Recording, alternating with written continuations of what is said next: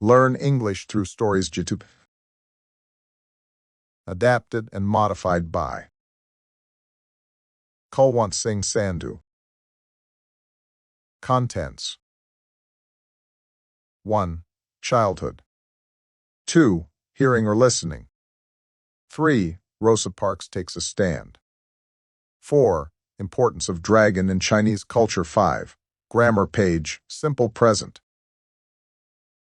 1. Childhood.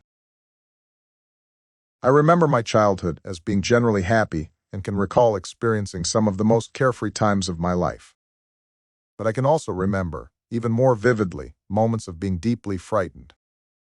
As a child, I was truly terrified of the dark and getting lost. These fears were very real and caused me some extremely uncomfortable moments. Maybe it was the strange way things looked and sounded in my familiar room at night that scared me so much. There was never total darkness, but a street light or passing car lights made clothes hung over a chair take on the shape of an unknown beast. Out of the corner of my eye, I saw curtains move when there was no breeze. A tiny creak in the floor would sound 100 times louder than in the daylight, and my imagination would take over, creating burglars and monsters. Darkness always made me feel helpless. My heart would pound and I would lie very still so that the enemy wouldn't discover me. Another childhood fear of mine was that I would get lost, especially on the way home from school. Every morning I got on the school bus right near my home. That was no problem. After school, though, when all the buses were lined up along the curve, I was terrified that I would get on the wrong one and be taken to some unfamiliar neighborhood. I would scan the bus for the faces of my friends, make sure that the bus driver was the same one that had been there in the morning, and even then ask the others over and over again to be sure I was on the right bus. On school or family trips to an amusement park or a museum, I wouldn't let the leaders out of my sight. And of course, I was never very adventurous when it came to taking walks or hikes because I would go only where I was sure I would never get lost. Perhaps one of the worst fears I had as a child was that of not being liked or accepted by others. First of all, I was quite shy. Secondly, I worried constantly about my looks, thinking people wouldn't like me because I was too fat or wore braces. I tried to wear the right clothes and had intense arguments with my mother over the importance of wearing flats instead of saddled shoes to school. Being popular was very important to me then, and the fear of not being liked was a powerful one. One of the processes of evolving from a child to an adult is being able to recognize and overcome our fears. I have learned that darkness does not have to take on a life of its own, that others can help me when I am lost, and that friendliness and sincerity will encourage people to like me. Understanding the things that scared us as children helps us to cope with our lives as adults. 2. Hearing or listening. It is natural we don't listen to what people say to us. We hear them, but we don't listen to them. Listening is hearing with purpose. When we are sitting in a classroom, we are not only hearing our teacher's voice, we are also listening to them. Hearing is a physical phenomenon. Whenever somebody speaks, the sound waves generated reach you, and you hear whatever is said to you. However, even if you hear something, it doesn't always mean that you understand whatever is being said. Paying attention to whatever you hear means that you are listening. Consciously using your mind to understand whatever is being said is listening. Diving deeper, listening is not only hearing with attention, but it is much more than that. Listening is focusing on and applying our mind to what is being said. Most of the time we listen to someone, but our mind is full of needless chatter, and there doesn't seem to be enough space to accommodate what is being spoken. We come with a lot of prejudice and preconceived notions about the speaker or the subject on which he is talking. We pretend to listen to the speaker, but deep inside, we sit in judgment and are dying to pronounce right or wrong, true or false, yes or no. Sometimes we even come prepared with a negative mindset of proving the speaker wrong. Even if the speaker says nothing harmful, we are ready to pounce on him with our version of things. What we should ideally do is listen first with full awareness.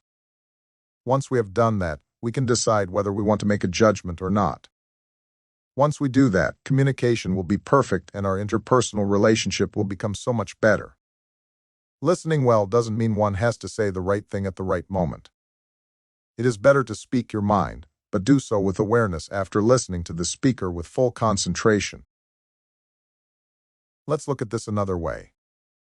When you listen, you take in not only what is being spoken, but also understand what is not spoken. 3. Rosa Parks takes a stand. Rosa Parks was tired. She had worked long hours that day as a sewing worker at a local clothing factory in Montgomery, USA. However, it was not because she was physically tired that she refused to give up a seat on the bus to a white man. It was because she was worn out from being pushed around. She was tired of the discrimination in the world around her.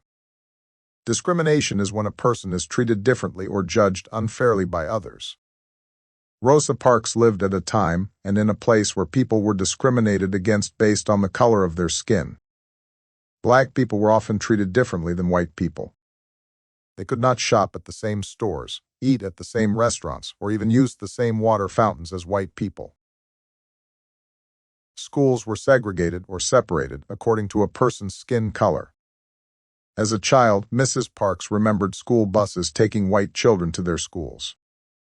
Meanwhile, black children had to walk miles to their often poor-quality schools.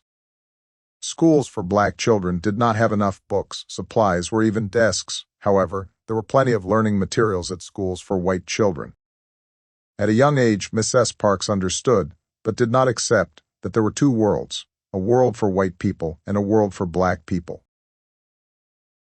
Parks was small as a child, but she was not one to back down from a fight. There were some white children in her neighborhood who would bully black children. Mrs. Parks often stood up to them, sometimes even resorting to using her fists.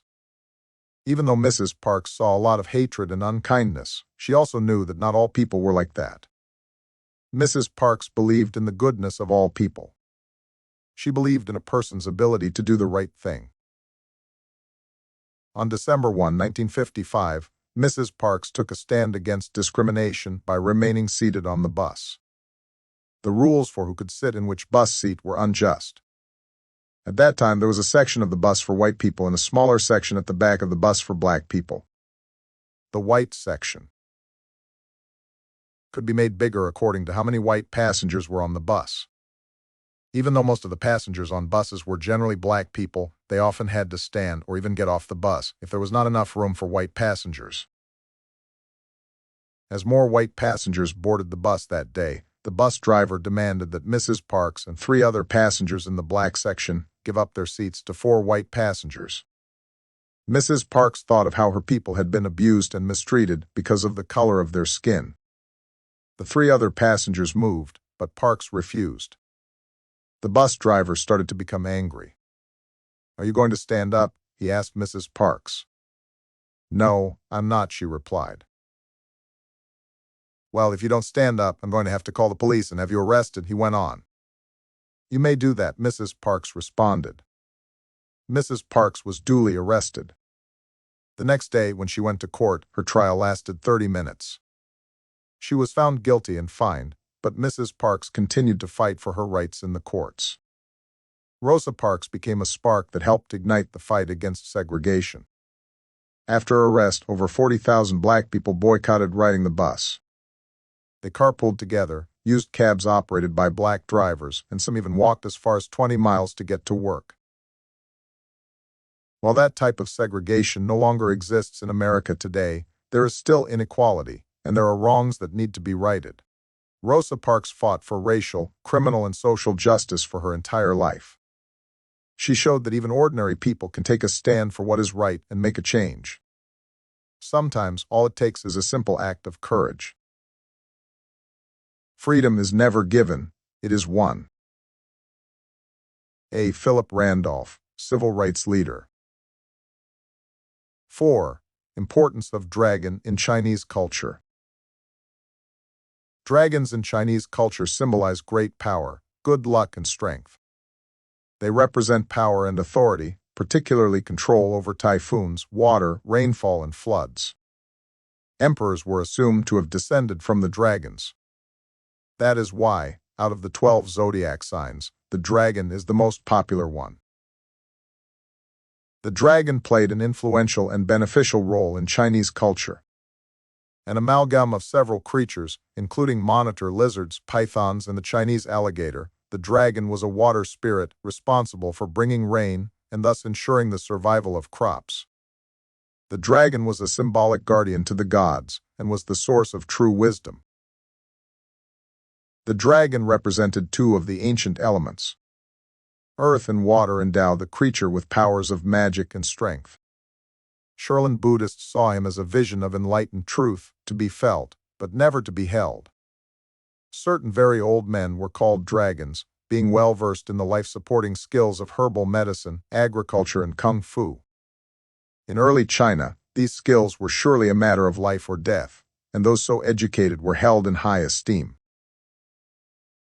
Southern Dragon Kung Fu is essentially an internal, cultivating method, but initial training is far more like a hard, external style. In learning the moves, the student will strike hard, block hard, and stomp into each position, with the idea of learning the proper place to be, once each movement is complete. Eventually, the method of transmitting power is retained, and the physically strengthened body is able to make transitions in the proper, fluid manner. In turn, this dragon-like smoothness helps disguise the attack, making it extremely difficult for an adversary to effectively counter. Once a purely physical semblance to flow has been mastered, the disciple incorporates the deep hissing sounds to train chi flow. At the highest level, an opponent is allowed to tire himself out, evasion becoming the dragon's key defense. Chi control is highly developed, and the degree to which the body must be moved to redirect or avoid impact is under greater control. Vocabulary: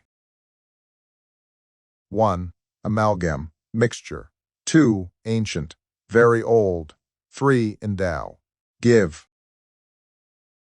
4. Dragons, imaginary, aggressive creatures with wings and tails. 5. Well-versed, skilled or full of knowledge. 6. Stomp, walk or move with heavy steps. 7. Retained, kept or preserved. 8. Evasion, an act of avoiding. 9. Ki, energy. 5. Grammar page.